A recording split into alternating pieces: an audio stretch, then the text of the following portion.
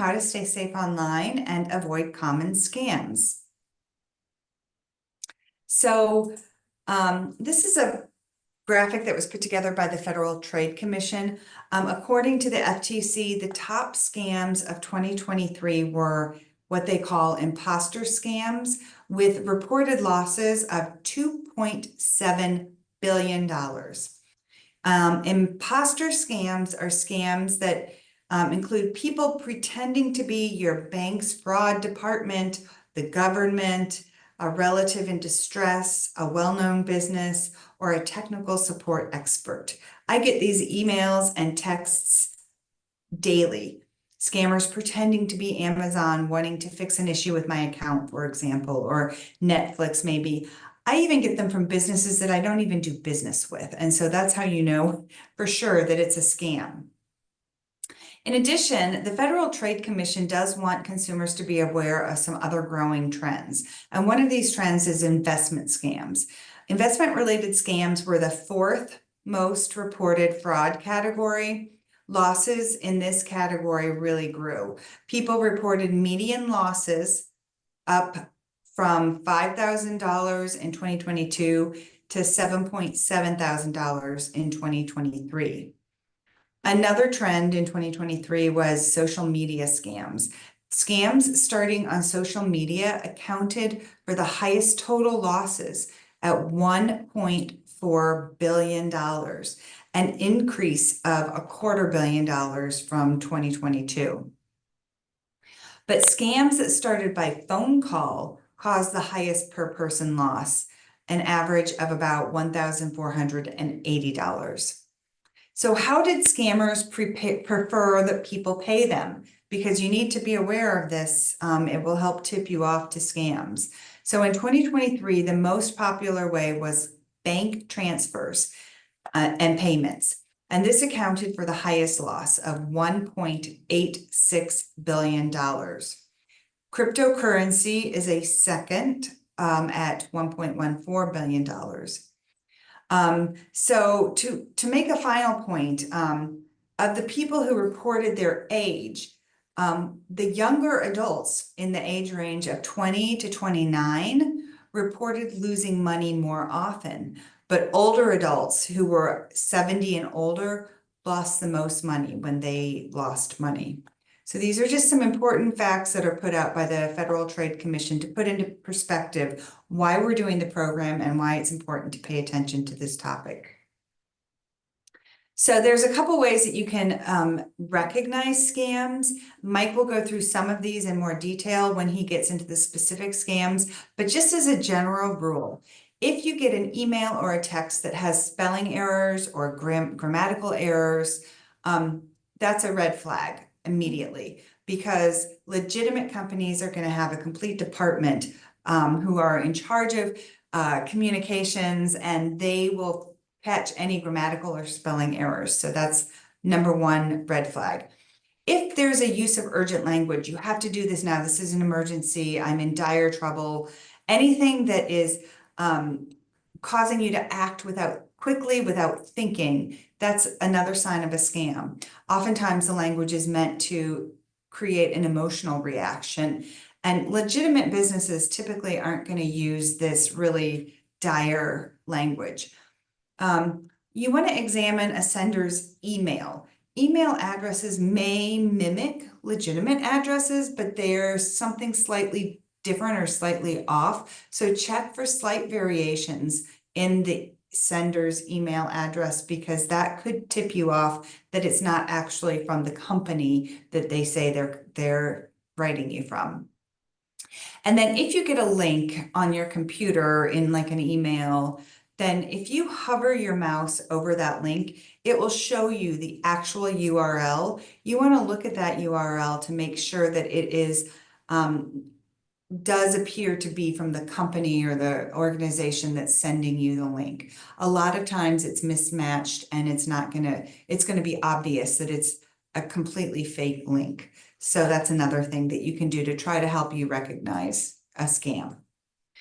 So what are scammers after? You need to know this as well, so that you're really precious with the information that you share with anybody online.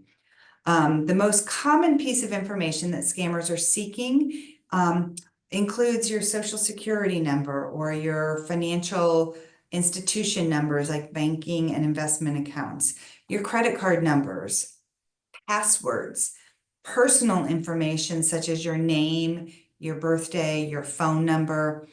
If they get this information, they can use it to access your email, your bank, other accounts, and they could also sell this information to other scammers who will then use it for nefarious reasons. So think before you give out any information about yourself. In addition to being aware of the information that they're after, you want to make sure that you do follow safe internet practices as a preventive measure. It will not prevent everything, but it will help you to stay safe online if you follow these few steps. Let's start with your passwords. All of your passwords, your email, bank accounts, credit cards, investment accounts, media accounts, anything that you log into has to have a unique password. You do not want to duplicate any of your passwords to other accounts or other emails or anything. And the reason for that is because if a scammer gets a hold of that password, they will have access to all of your accounts if you use the same password over and over. So one thing that you can do is use a password manager to help remember your passwords for you. And Mike and I have done a program on that, and we'd be happy to help you understand what password managers are at a later time. But those will help you remember what your passwords are when you're using these unique and hopefully very long string of passwords. You also want to make sure that you require multi-factor authentication to act as another barrier against gaining access to your information. Experts agree that multi-factor authentication can significantly reduce some forms of hacking. Just know that it doesn't protect you against all phishing attempts, but it is a good practice, and it will deter some scammers. On your computers, you also want to make sure that you're using some kind of security software, such as Norton or McAfee, to just keep an eye on your computer and let you know if there's something to be aware of. And you want to run scans frequently so that you can give it an opportunity to find any kind of malware or anything nefarious on your computer. You also want to make sure to keep a backup of your computer contents. Backups make it easy for you to protect your data by copying it and storing it someplace other than on your computer hard drive. There are a lot of threats out there, and they can cause permanent data loss. If you do get malware, sometimes you have to wipe your whole computer and start over, and it's really helpful to have a backup of your data if that's what needs to be done. To keep your phones as safe as possible, make sure that your software is automatically updated and regularly updated. Make sure that your phone is set to filter and block spam. And then if you get unwanted calls and texts, make sure that you block those numbers or those senders so that you can try to reduce the amount of spam calling and texting that you receive. Mike's going to now take it over and tell you about some specific scams that you're going to want to watch out for. Thanks, Susan. Just before we get into that, I just would like anybody who's attending, if you have more than one person in the room, if you could just drop us a note in the chat so we have an accurate count of participants. Thanks. So so I'm going to talk about a few of the scams that are fairly common and what to look out for, how they're attempting to reel us in with their language and the techniques they're using. Before we get into that, I have an example that Susan, if you could advance the slide. This is something that I found this week on Reddit, and sometimes you can tell it's a scam immediately. And Susan talked about when there are misspellings if they're trying to use language that's very very dire, as Susan was saying. So this I thought was pretty funny. Your phone is locked because of violation of the American government. Your heinous crimes will be met with serious fury and punishment. And then later it says, if you want to avoid these undesire, you must pay blah blah blah. So this is an example, but it does show you the kind of things that we will get. It's a kind of an extreme example, the kind of phishing scams. And if you can advance to the next slide, what I'll talk about are some of the techniques that they use in scams. And phishing, as Susan was alluding to, is when someone is basically pretending to be a company and they're trying to look very legit and make you believe that they're the real deal, but then uh, they point you to an address on the web that is not the real thing. Social engineering is a little different. That's when someone, like maybe someone at a company you do business with, say you are an Amazon subscriber. Social engineering would be if someone pretending to be you contacts Amazon and somehow through a pitch that they've developed gets Amazon to reveal some information about you, like your address or your phone number or your password or things like that. So it's social engineering. The person is interacting. The bad guy is interacting with someone, trying to get information about you by fraudulent means. So that's social engineering. Susan, I want to stress what Susan said about appealing to your emotions. This is one of the major techniques that they use in a lot of scams, trying to get you to let your guard down a little bit because you believe that someone's in trouble or you're in a good position to help for whatever reason, because of your emotional connection to whatever scam they're trying to pull. They sometimes lure you in with the promise of fantastic, almost too good to be true deals, and in fact, they probably are too good to be true deals, or easy money, investments that are surefire, things like that. They do love to create this sense of urgency because if they can get you to think that you have to act quickly, you don't have time like you normally would to analyze the situation and put on your thinking cap and say, does this really make sense? Would my daughter really be texting me, or would the bank really be asking me for this over text? That doesn't seem right. But in the moment, they make it seem so real that it seems like you have no alternative but to believe them. Artificial intelligence is becoming a thing that scammers are using to become more believable, and I'll talk just a little bit about that later. And then, if there's ever someone that asks for payment to be made via gift card or something like that, or maybe a Western Union, MoneyGram, things that businesses or that category of interaction doesn't usually ask for, it's probably a scam. So the first scam that I will talk about is the grandparent scam. This is a very common scam, and basically what happens here is someone that you know and care about calls in a panic, or maybe they text in a panic. In this case, because it would be an online scam, or maybe they send you an email marked urgent, and they say, you know, Grandpa, I'm in a real jam here. I have been arrested by the college police force for doing something that I shouldn't have been doing. I'm really embarrassed about it. I don't want to tell mom and dad because they'd be so disappointed in me, but I know I can trust you. Could you please help me out here? I just need some money for attorney fees and to some bail money, something like that. So they use that emotional appeal that you know them and you love them and you want to be helpful. Uh, they have an excuse for why they don't want to contact their parents directly to ask for help. They want it fast. they're trying to get you to believe that like you have to do this now or you can't help me. So they're really putting the squeeze on you, and it's semi believable because kids get in trouble at college or what have you all the time.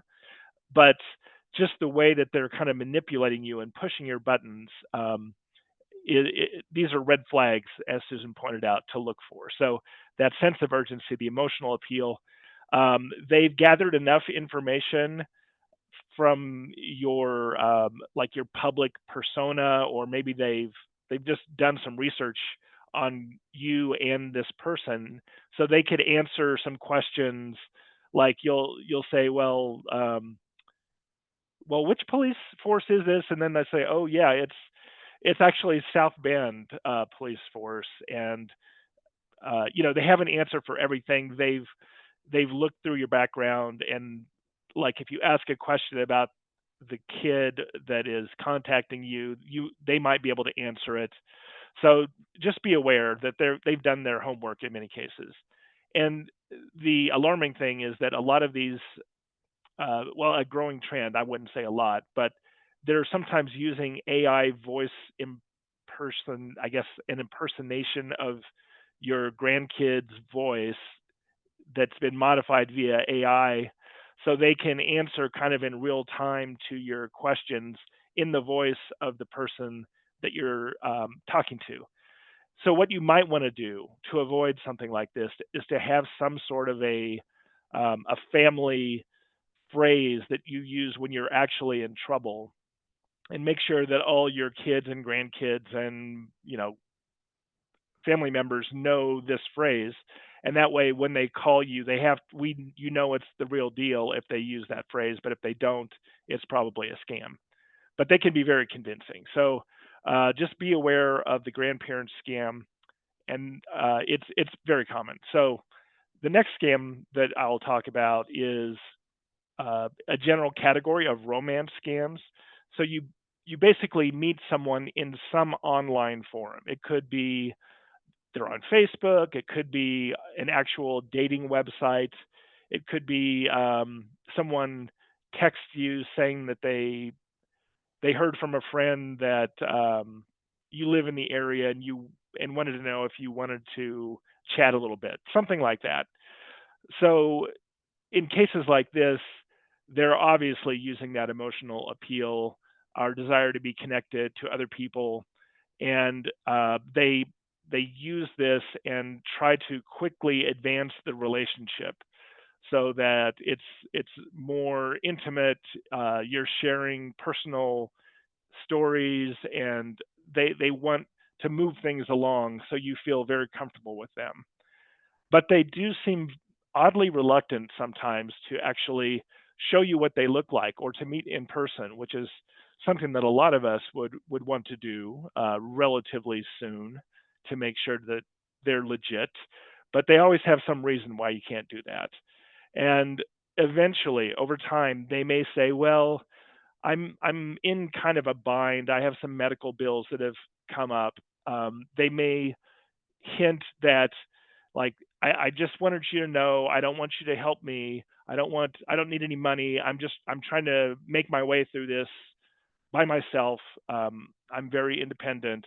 So, but over time, they'll keep talking about this and kind of manipulate you into feeling guilt if you don't help them. So it's kind of that our they're using our innate desire to want to help people and to get them out of really difficult situations. They're using that against us. A sort of variation of this is called the pig butchering scam, which is similar to the romance scam, except they're not asking for money or manipulating you into giving them money. They want to manipulate you into investing in something. And the general rule that you should keep in mind is don't mix investing and romance. That may be obvious to a lot of us, but maybe for someone that's younger that doesn't have as much experience, they might they might fall for this. Like, and it really could happen to anybody. They're very sophisticated. they say, well, I've been working on this with this company. They're fantastic. I've already doubled my money, and it's only been 9 months. And I just thought I'd mention it to you in case you want to invest. So they get you in. They get you to start to maybe put in a little bit of money, and then they have maybe a fake website on that they try to show you your gains, which of course there are no gains because there is no money invested. They've taken your money, but they're showing you with graphs and charts, how you've been doing compared to the market. So that's another thing. This pig butchering scam is just a little variation of the romance scam. Catfishing, it sort of started like 10 years ago or more. The idea that someone could just pretend to be someone else. This often happens like on these dating sites where you think you're talking to a 35-year-old woman, but it ends up being a 70-year-old man, just kind of scamming you and getting you to invest emotionally, kind of to mess with you. So be aware that catfishing for the pure joy of causing distress in others is a thing too, and we should be aware of it. And finally, AI girlfriends and boyfriends.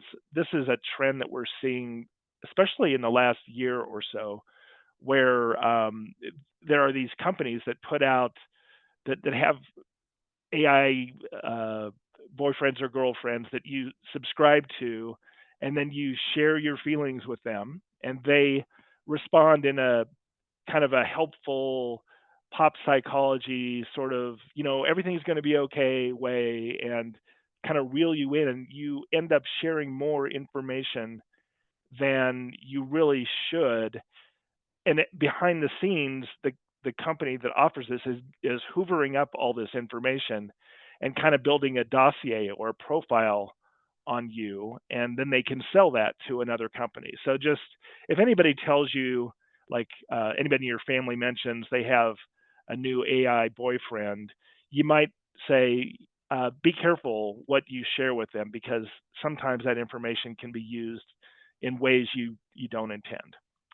So another offshoot on the next slide is sextortion, and this is kind of an increasing phenomenon as well. Like with many of these romance scams, you begin an online chat with someone. You're hoping to build a relationship with someone, or some sort of relationship, and things become intimate very quickly. And you are sharing very private information. You're sharing possibly photos or video with this person, and then all of a sudden they turn the tables, or they flip the script, and they're no longer pretending, and they're saying, okay, what you just shared with me. If you don't want me to release this to your entire friend list on Facebook or Instagram, you're going to have to give me some money, or you're going to have to, give me more intimate content that you generate. So this sort of thing, I think, once you get to a certain age, you probably would spot this. It's the people that are younger that may not know how to react to these kind of situations, and they may not realize that the thing you should do is don't give them any additional information. Don't give them any money for sure. Contact law enforcement. Let them know. But if you're a teenage boy and you're maybe doing things that your parents don't know about, you're looking online and chatting with people and sharing things rather dangerously, it can be super embarrassing, and they just don't know how to process that. So, like, I would suggest have a conversation if you have any teenagers, boys or girls, in your family. Just let them know that this kind of thing happens, and that you they never should give in, because it never ends. They'll just come back for more whatever demands that they have made. So it could be an awkward conversation, but I think it's an important one, because kids have committed suicide because of the shame of being caught up in something like that. So just be supportive. Let them know that you're not judging, you just want them to be safe. So the next scam that I'll talk about has to do with banking, investing, and other financial scams. So the typical bank phishing uh, type of scam would be they send you a text. Susan kind of hinted at this earlier. They say, your account has has been flagged for fraudulent activity. Could you please click on this link to help secure your account? So you click on the link, it opens up your Bank of America login page or what looks like it, and then you see your, either login and password, you type in your information, and now the scammers who have created this fake looking or fake but real looking website actually have your login information and can use that to log into the real Bank of America site. So they can then do what they want to with your money. They could lock you out. They could change your password.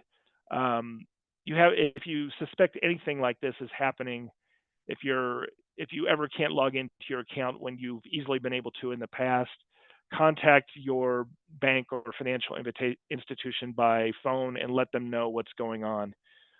You have to try to stop the bleeding as soon as possible. Fake investment scams are very similar. I kind of talked about this a little bit with the pig butchering scam. You're offered this investing opportunity on this website, and you can see your balance grow day after day. Maybe there's some ups and downs, but the general trend is a pretty positive return. But then when you try to withdraw some money or send it back to your bank, there's always a problem. There's like, oh, our systems are down. You'll get a little error message. Our systems are down today. Can you please try your request later? Or if you contact customer service, they'll have some reason why it wasn't working. So it's like a one-way street. The money goes in but never comes back out. So just be aware of this. Be on the lookout for the things that Susan was talking about. Make sure that email addresses and websites look like they line up. If you hover over a link, it looks like the real thing. Another thing you can try is to look for the little social media icons that they have at the bottom of the page or at the top of the page. In a lot of these scams, they don't bother to connect those to real social media accounts. They just make them so they're not clickable. They look authentic, so they figure that's going to add to the authenticity. So just be on the lookout for that. And if you suspect you're being scammed, contact law enforcement. And then fake charity scams. These are some of the worst.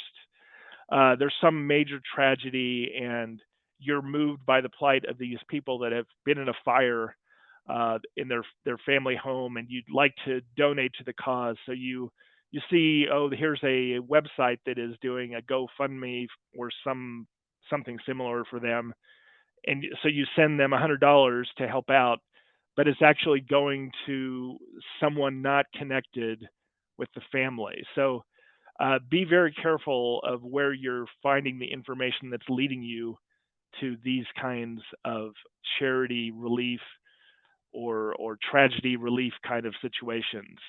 Maybe only use the ones that you find maybe reported in a media outlet. Not that they're perfect, but just be careful with that. And then other financial scams, we've heard of things like um, people they'll get access to one of your accounts. It could be an investment account, it could be a bank account, and then they deposit some extra money into it, or make it look like they've deposited this extra money into your account, maybe moving it from your investment account into your savings account or your checking account.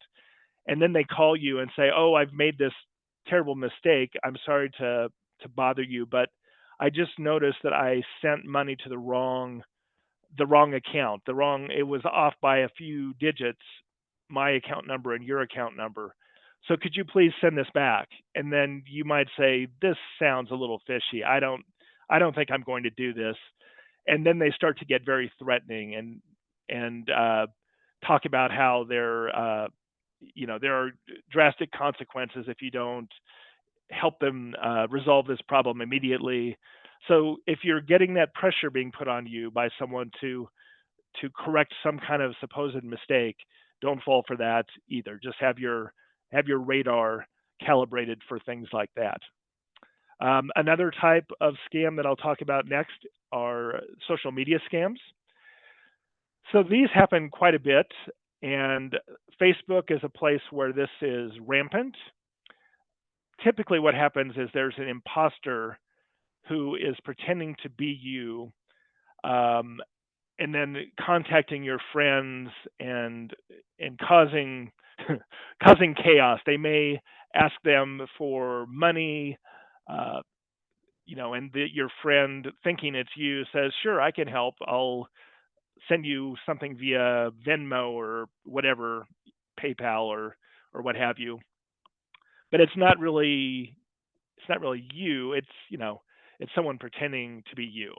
So their Facebook profile may have a slight misspelling of your name, or maybe they put in a middle initial that's not yours, but your friends don't necessarily know your middle initial, but they have a very realistic looking photo of you, the same one that you use on your own profile. So it's believable, but this is something that's happening. So just be aware that people could do this, and Susan will talk about what you can do after things like this actually happen to you and your friends, and what to do. Another kind of Facebook and social media thing is uh, quizzes, these personality quizzes that you take. What kind of dog are you? Or are you introverted or extroverted? Take this fun quiz to find out.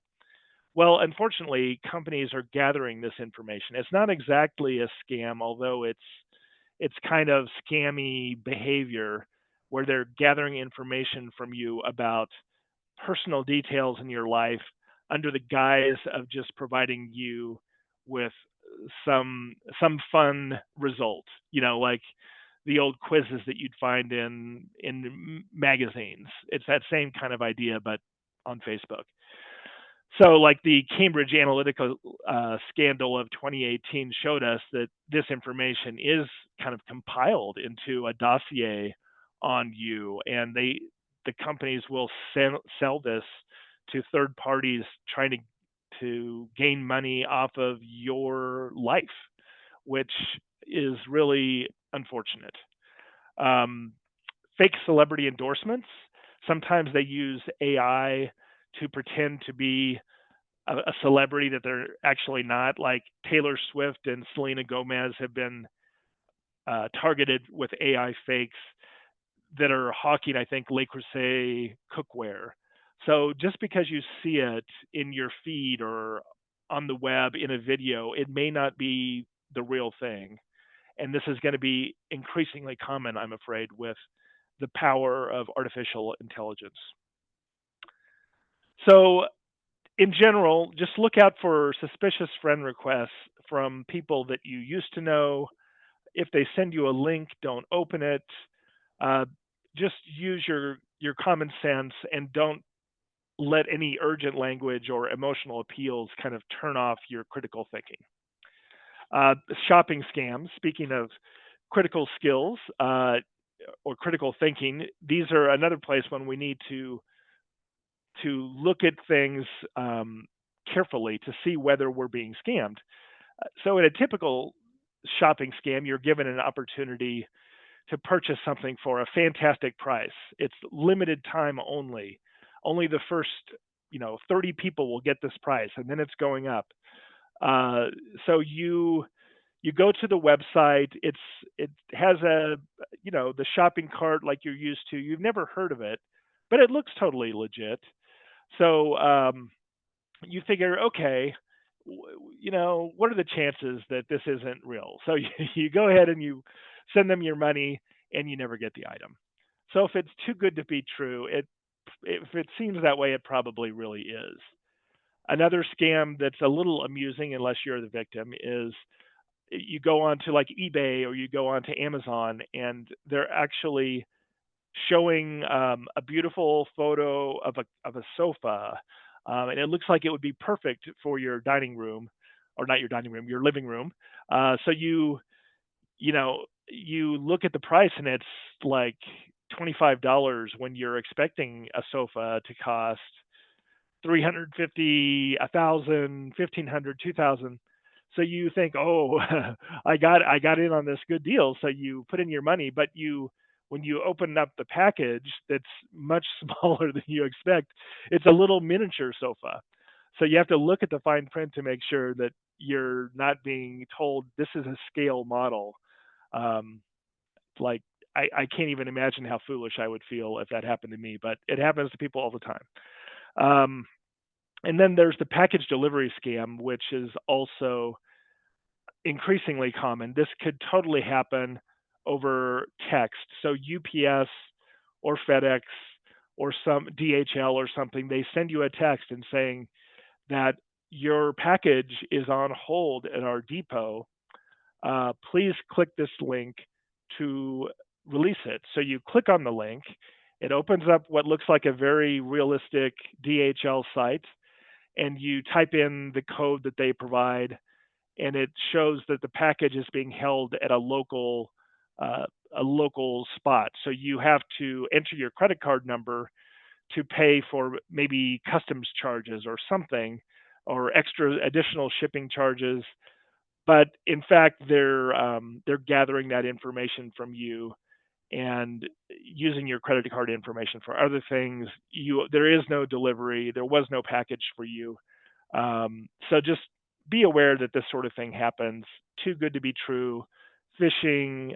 They may know things about you. They may know if you have a FedEx account and what your account number is. They can be very sophisticated, but just be aware that these package delivery scams are also a thing. The next type of scam I'll talk about is SIM swapping. And it's interesting because the person that initially is being scammed isn't you. It's your cell phone carrier. It's AT&T or Verizon or T-Mobile or what have you. Someone has contacted them and they say that I'm Joe Smith, and here's my account information. I'd like to transfer to a new phone, so I don't need my old SIM anymore. I need to activate my new SIM.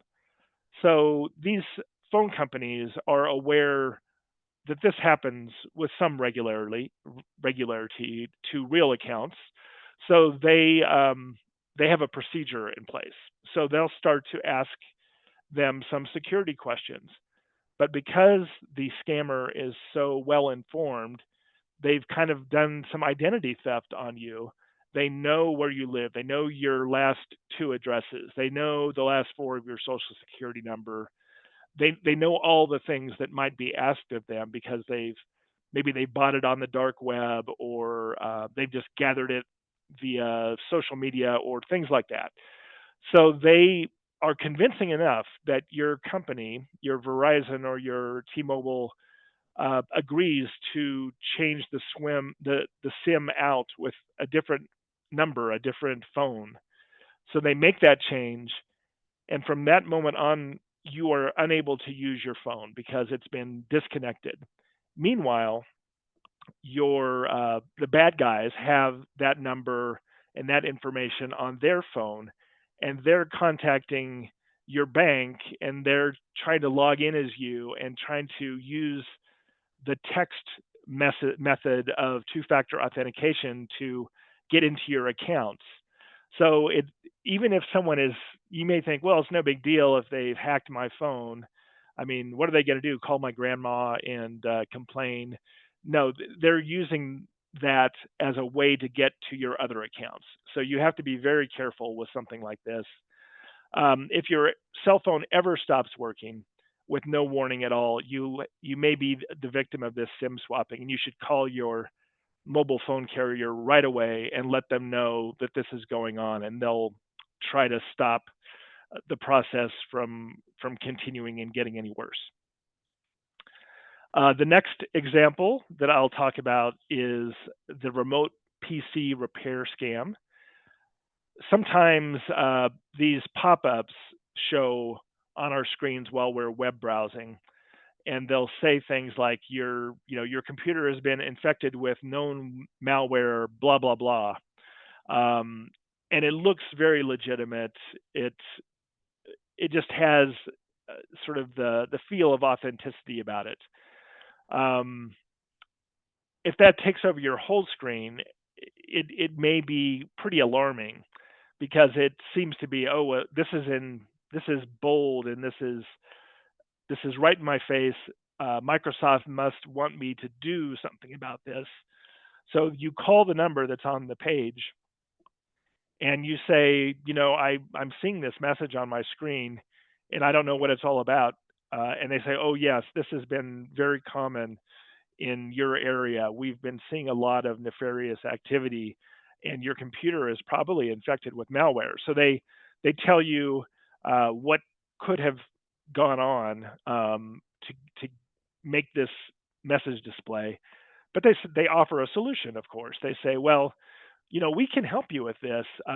There would be a one-time payment of $99.95 in order for us to remotely diagnose and repair the problem. But we're happy to do that for you if you have time right now. So, you're kind of skeptical, but you're in your emotions. You're feeling like you're under the gun. Who knows what this malware is doing to your computer? Maybe it's gathering your bank information. Maybe it's reading through your contact list. You want to stop it from doing whatever it's doing.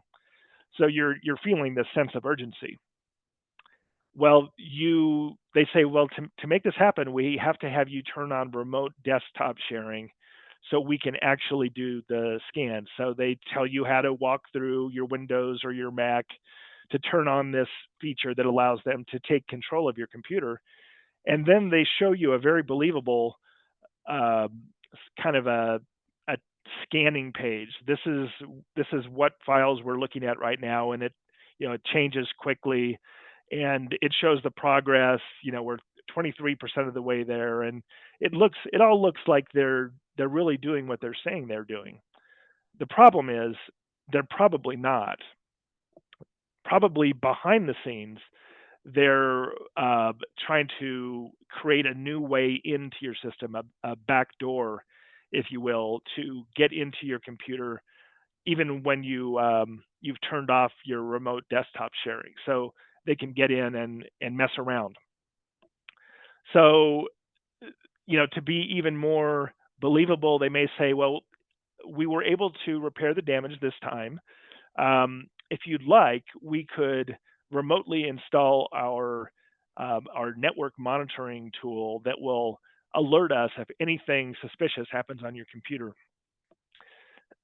So you agree to do that, and then they start billing your credit card $25 a month forever for a service they're not really providing. So just be very, very leery of responding to messages that appear like this on your computer.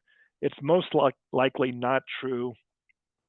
If it's a Microsoft message or it looks like a legitimate message, you may feel comfortable enough to act on it, but chances are it's a scam, or maybe take it to Micro Center and have them take a look at it to see if it looks legit to them, or call them up and read the message and ask them if they've heard about this. So just be very careful when you're actually letting someone take control of your computer, because the outcome is typically not good. And if this ever does happen to you, this might be one of those scenarios where you have to like kind of reformat your computer and use the backup that hopefully you've created that Susan was talking about to get your information back. So you just know that there's no back door that's been left by the scammers. And the final scam type I'll talk about is called a recovery scam. And to me, this may be one of the very worst things I can imagine. And the idea here is a scammer is on the dark web and is looking for marks for his next scam. or her next scam. And they have a list, or maybe there's like a virtual bulletin board that says these are the people that have recently been scammed by scammers, which might make them an easy mark for another scam. So if you're kind of reeling because you were recently a victim of a financial scam where they were able to get you to send them $3,000, and you're pretty upset about it. You're angry. You're feeling violated. You're feeling like these guys need to get what's coming to them. That sort of thing. So the idea is they're going to contact you, the new set of scammers, knowing that you're a recent victim, and offer to help you get your money back, or offer to right some wrong that's happened, like help to catch the criminal that initially scammed you in a romance scam. So the only problem is, we're happy to help get your money back, but there is the matter of the legal fees associated with getting a check cut. So if you could send us $75 for that, then we can get the ball rolling and get you on your way to getting your money back. So you send them $75, and then they have some reason why that didn't get the job done. They'll say, "Oh, we've recently uncovered new information that may be helpful in your case, but we need to hire a private investigator to help with this." So they have this elaborate kind of script that they follow. So you're still pretty angry about the first incident. So you say, "Yeah, it's worth it. I'm going to get them." Unfortunately, nothing ever becomes of this because it was scammers. So you've been twice victimized.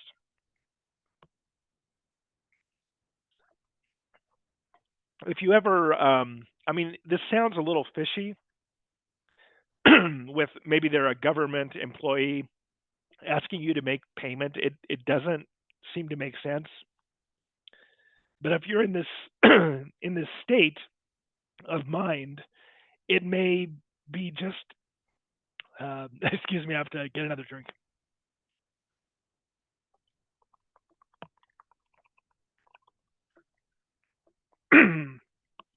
It may be just plausible enough that you'd be willing to go for it. So my final slide is, if you're suspicious that you've been scammed, there are a couple of websites you can actually visit. One is the Better Business Bureau's Scam Tracker, and the website address is there at the bottom of the screenshot of their website. And you can see if anybody has reported this company as being a scammy company. And similarly, with Scam Advisor, you can click on that and look for scams in your area, check a company to see if anybody has reported them, that sort of thing. So just be very careful out there and try to look out for some of those common scams that I've mentioned. Now, Susan is going to talk about what you can do if you suspect you've been scammed.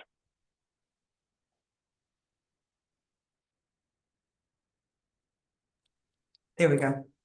So Mike's identified a lot of different types of scams and phishing attempts. I'm going to walk you through what the Federal Trade Commission recommends you do if you suspect there's something fishy with something that you've received through email or through text. The first thing to do is to don't open it. If something feels not quite right, or if there's any concern whether the email is not legitimate, just don't open it. In some cases, the act of opening the phishing email may cause you to compromise the security of your personally identifiable information. So you don't want to open it. You want to delete the email or text immediately to prevent yourself from accidentally opening the message in the future. You do not want to download any attachments accompanying the message. Attachments may contain malware, such as viruses, what they call worms, or spyware. So you don't want to download anything because that will infect your device. Never click links that appear in the message. As I mentioned before, you want to hover over the link to see if it looks legitimate, but be very cautious.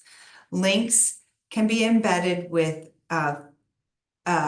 can lead you to fraudulent websites like Mike has talked about you, or web forms where you fill out information about yourself. So you just you want to be very cautious to click on anything. Make sure it's legitimate. Never reply to the sender. Ignore any requests the sender may solicit, and do not call phone numbers provided in the message, because they're not going to be real phone numbers if it's a true phishing attempt. Report it. Help others to avoid these phishing attempts. And I'm going to show you how to report it and then help the authorities figure out all the new phishing scams, and will help others avoid becoming victims. And finally, if there's any question about whether the communication that you've received is actually legitimate, contact the company that it's supposedly from and ask them about that, because most likely, if you're worried it's a scam, it is a scam, but they will confirm whether or not they did contact you. The FTC strongly encourages anyone who has received a fraud attempt to report it at reportfraud.ftc.gov. I have it here at the bottom of the slide. It's going to help law enforcement take action with education and enforcement. And by reporting what you see and experience, you can help to protect your community and other people that you know. In addition, if you got a phishing email, forward it to the anti-phishing work group at reportphishing@apwg.org. And if you got a phishing text, you can forward it to spam, which on your keypad would be 7726. You don't have to write this stuff down. Mike and I are going to be sending the slides out, so you'll have this information later today. So don't worry about that if you're concerned. Oh no, you did click on something without even thinking about it, and you think it was some kind of a phishing attempt or some kind of a scam. What do you do now? Well, there are steps that you should take as soon as possible based upon what information you might have provided the scammer. So if you provided your social security number, your credit card number, your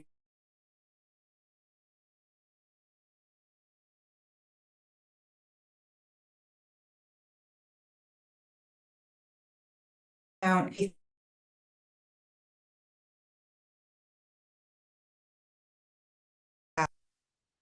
if you pay a scammer with a credit card, you need to report the fraud to your issuing credit card.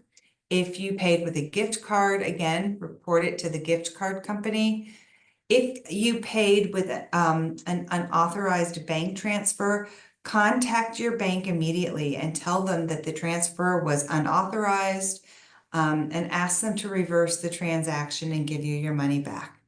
And finally, this with a wire transfer, contact the wire company, tell them it was fraud, ask for a transfer, and ask them to reverse the wire transfer.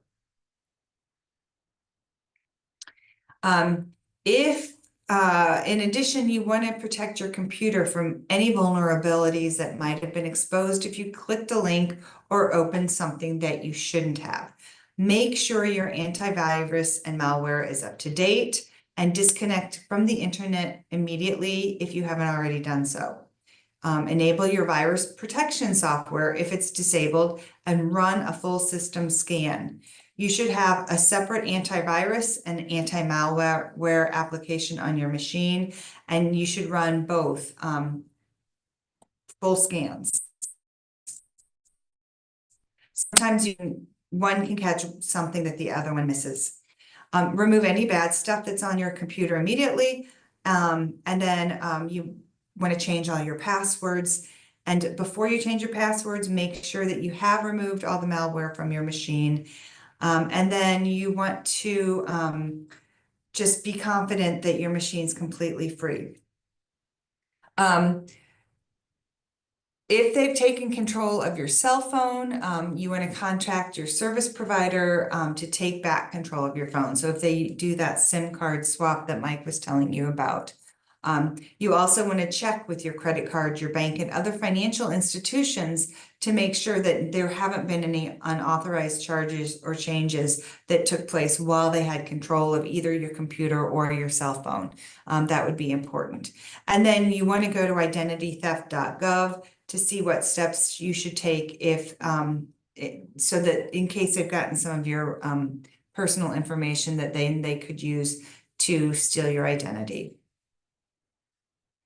If you disclose sensitive information in a phishing attack, you also want to contact one of the 3 major credit bureaus to make sure that they are aware of it. And that would be either Equifax, Experian, or TransUnion.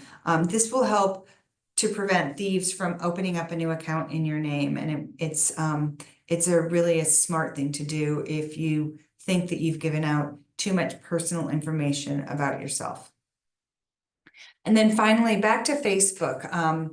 When Mike was talking about the Facebook impersonation, if someone impersonates you on Facebook, like he said, your account hasn't been hacked. What's happening is that somebody has created a fake account using your name and photo, and then they're using that account to make it look like the messages that they are sending are coming from you. They're trying to get access to your contacts and then to scam them by pretending to be you. It's difficult to put a stop to this type of impersonation. So what you can do is warn your messenger contacts about the fake you so that they can be on the lookout for strange messages from you and then block that fake account. Changing your password isn't going to fix it because that's not the problem to begin with. They don't have your password. They're just impersonating you. In addition, if you see a profile or a page that's pretending to be you, or someone you know, or a public figure, then go ahead and let Facebook know because they need to know about that as well.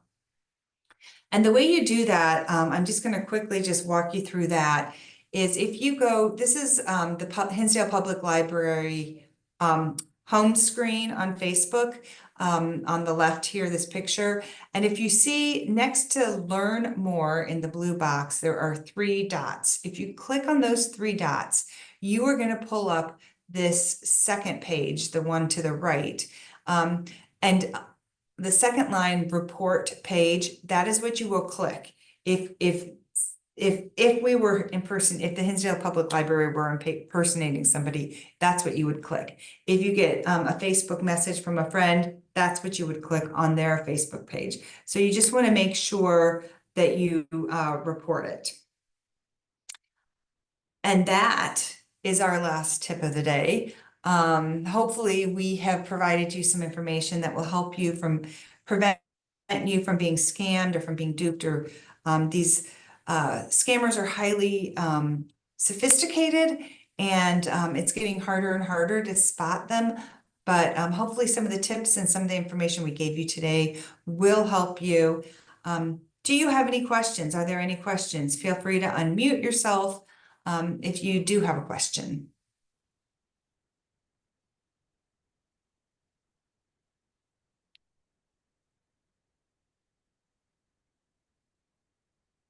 Well, if nobody has any questions, that is all that we have prepared. We'll be sending the slides out later today so that you have that information. And we'd like to thank you all for coming. Hopefully it's been useful. You're on mute, Mike.